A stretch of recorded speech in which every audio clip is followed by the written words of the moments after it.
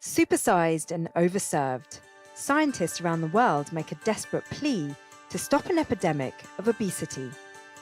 But now new research goes beyond fat to reveal a risk that could be even greater.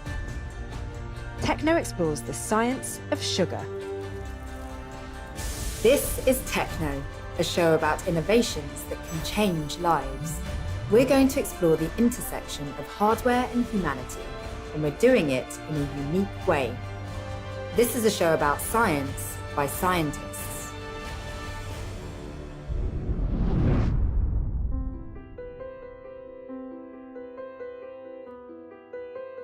Sugar.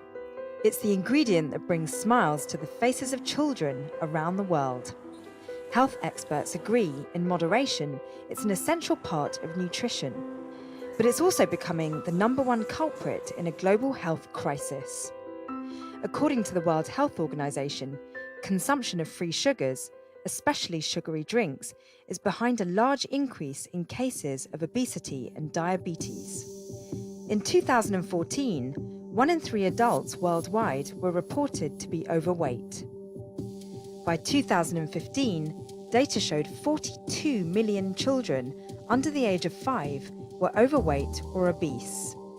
48% of those children were living in Asia and Africa.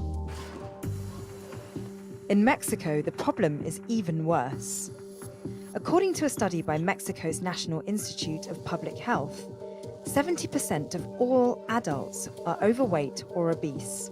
Mexicans drink more soda than anywhere else on the planet. 163 litres a year per person. That's 40% more than the average American, who consumes 118 litres a year. In 2014, Mexico imposed a 10% excise tax on those drinks. The WHO is hoping more countries follow Mexico's example, calling for a global sugar tax to reduce consumption of sugary drinks. So far, France, Hungary, Ireland and the UK have or are considering such a tax. A growing body of research is behind these nutritional concerns. In 2014, a Harvard University study, Added Sugar Intake and Cardiovascular Diseases, looked at overall dietary sugar, not just in drinks, finding, quote, a significantly increased risk of CVD mortality. Research being conducted inside this laboratory in Davis, California, may be the first to show cause and effect.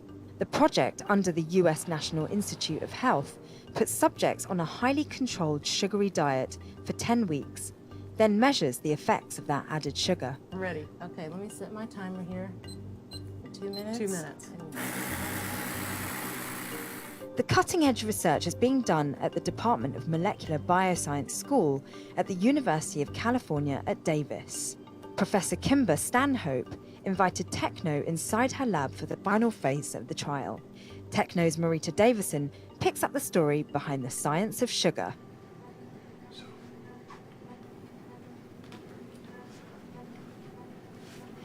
It's early in the morning for this small group of college students.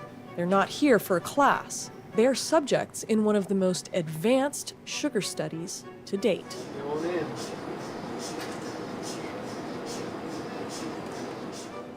In just a few moments, they will each undergo a magnetic resonance imaging exam.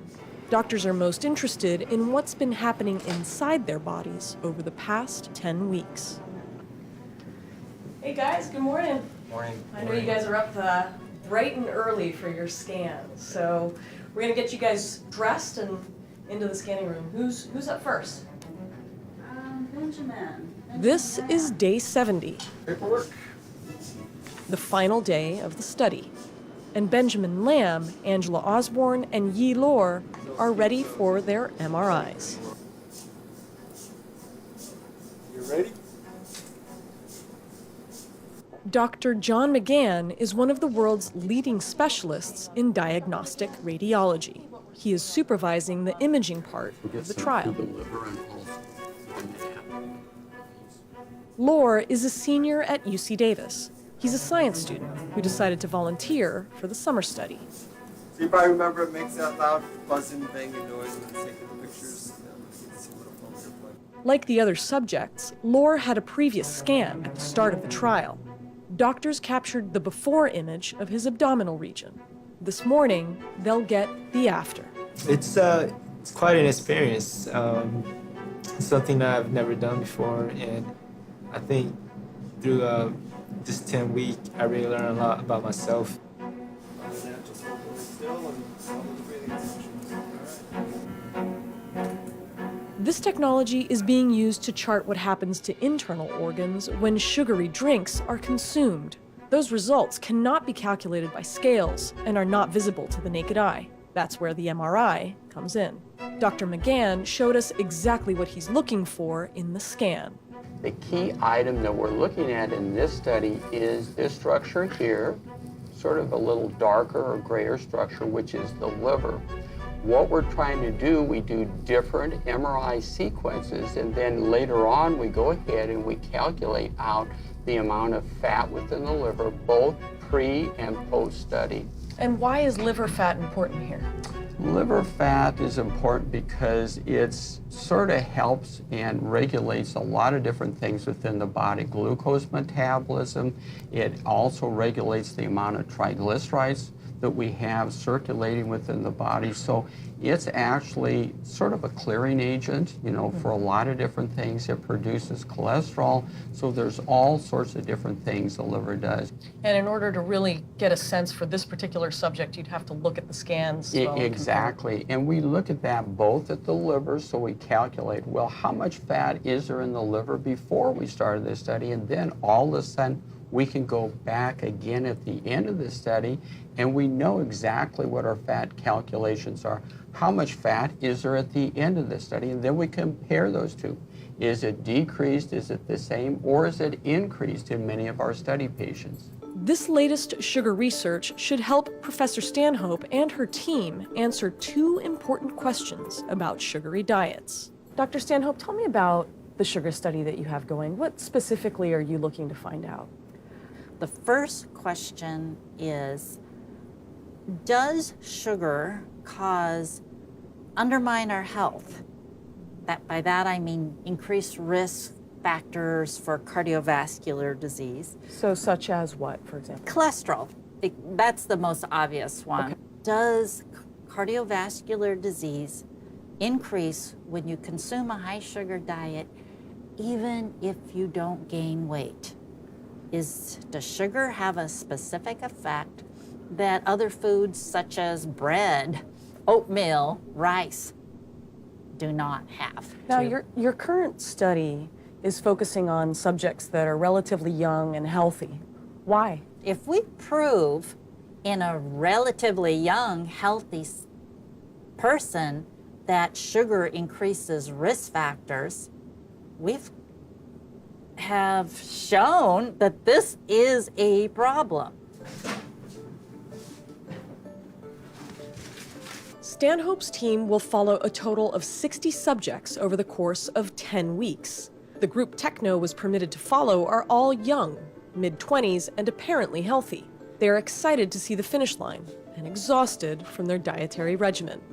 This study was hard food-wise because being around your family, there's always fried chicken and mashed potatoes, and you have to stick with it. It's really easy to be tempted to eat other food you're not supposed to and drink things you're not supposed to. So I would say the hardest part is just being disciplined. It's been quite a challenge for me because I live with a couple of people who likes to cook, and whenever I smell their cooking, I just want to eat their food. Through the course of the study, researchers strictly controlled the food consumed by each subject, specifically the amount of sugar and calories in their diet. The study is a single-blind study, meaning only the scientists know who is getting what. One group of 15 subjects will be given beverages sweetened by high fructose corn syrup, the sweetener commonly found in soft drinks. A second group will get beverages sweetened by the artificial sweetener aspartame. Two other groups will get the same drinks, but they will be allowed to eat as much food as they'd like. The idea is to see if high fructose corn syrup causes cardiovascular problems and if weight gain makes them worse.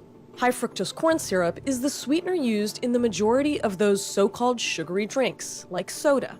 It was invented in 1971 by Japanese scientist Yoshiyuki Takasaki.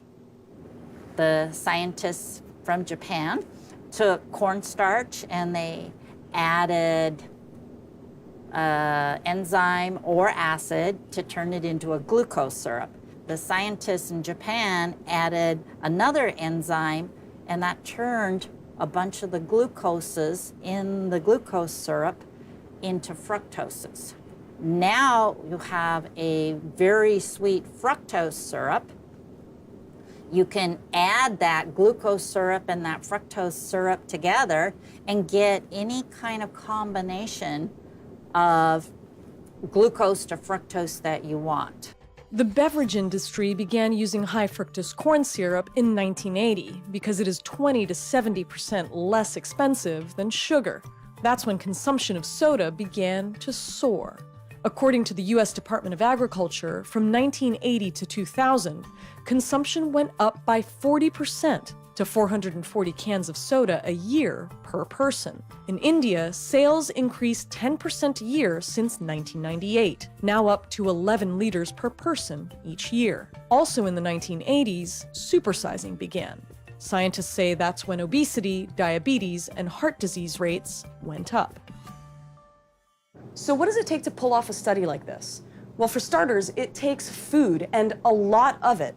Now, this package contains 4 pre-prepared meals. How it gets divided is determined by the research team, but we're talking about breakfast, lunch, and dinner, all prepared for each and every one of the subjects.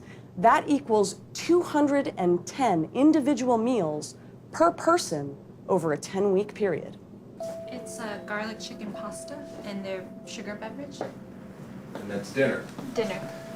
It is the final night of the study. This is what dinner looks like in a science lab. Thank you. Everything from the main course to the sugary beverage has been measured and recorded. The amount of sweetener a subject is given comes in the drink. The food supplies the daily intake of calories. Yi Luo will get to enjoy his meal. Then, like the other subjects, he will be tested with a device that measures how fast his body burns fat on this diet. No exercise is allowed. That would burn calories and skew results. Yeah, it's okay. It's okay? Go ahead. It's simply measuring oxygen consumption and CO2 production. Through And- your breath, then? Yes. So all we're doing is putting face masks on our subjects with a long hose that leads from their mouth to the analyzer. So we'll do the recording for about 15 minutes. And so it's a CO2, carbon dioxide, and oxygen analyzer. So it's just taking the air that the subject is exhaling and telling us, okay, this much oxygen, this much CO2. And from there, then we do production and consumption values. From that, fat burning, it's technically called fat oxidation, can be calculated. This test will determine if fat burning in the liver is impaired when the liver is overloaded with the sugar fructose. There will be one more test tonight. Each of the subject's blood will be drawn, 2 vials worth, and taken to the lab for a sophisticated round of blood analysis. Okay, so I'm just removing this bottom layer, which contains our lipid fraction. Dr. Candace Price is in charge of the lipids lab. Lipids are fats found in the blood. Her work is key to the study. We're here in the lab. Your job is to look at the blood of the study subjects and determine whether or not there's fat present in that blood, right? Correct, yes. Now, show me how some of this process works. The work requires a steady hand. Blood samples are reduced to components and separated into the different fats scientists are focusing on. including cholesterol. Each tube is one subject from one time point. There are thousands of blood samples that require meticulous care. And so, for example, this is draw 25, meaning at one of the time points, draw 25 blood was taken, and this will represent that particular time point. For one person. For one person. Each person in the study will have blood drawn 226 times over the course of the study. Once the samples are prepared, Dr. Price will use what's called a capillary tube to spread the liquid across the glass plate. I remember these from lab. Right? And you repeat that across the 4 lanes here. Correct. For the final step in the process, some special effects are needed. Okay, so someone can hit the lights for me. Okay. And this is a UV light, which will allow us to see the fluorescent dye. And I've already sprayed them with the fluorescent dye, which is what will allow us to see that. Okay. Without the dye, we can't see anything. So here, this bottom fraction is the free cholesterol. And as we move up the plate, we see the triglyceride fraction here. And at the very top of the plate, which doesn't seem to be quite as abundant in this particular set of samples, but here we see the cholesterol ester. So those are 3 lipids that are really important for atherosclerosis, which is Exactly. a risk factor. Yes. The plates work much like a chart that allows researchers to see what kind of cardiovascular risk may be coming from the sweetener.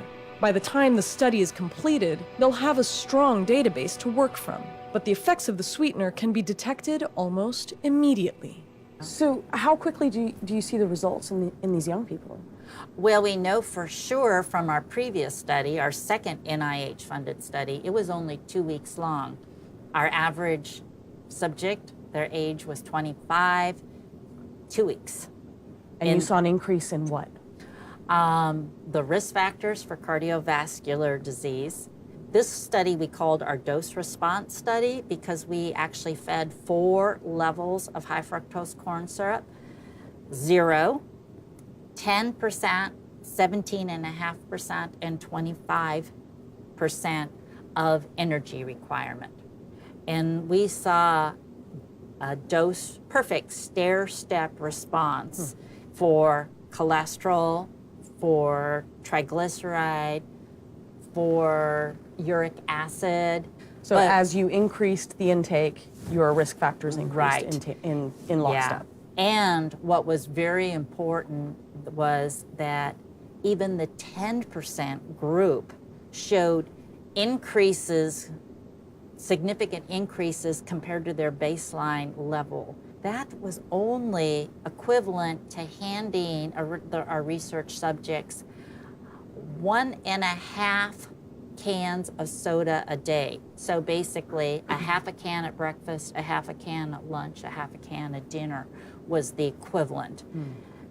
Again, a surprise. I would not have expected to see significant increases in risk factors with only a half a can per meal, but in 2 weeks. I would have believed it could have happened in 6 months, but I didn't know we would see it so quickly. The study group that drank an artificial sweetener aspartame instead of high fructose corn syrup experienced none of those risk factors. What causes the increase in cardiovascular risk? Back in radiology, Dr. McGann explained how high fructose corn syrup affects the body.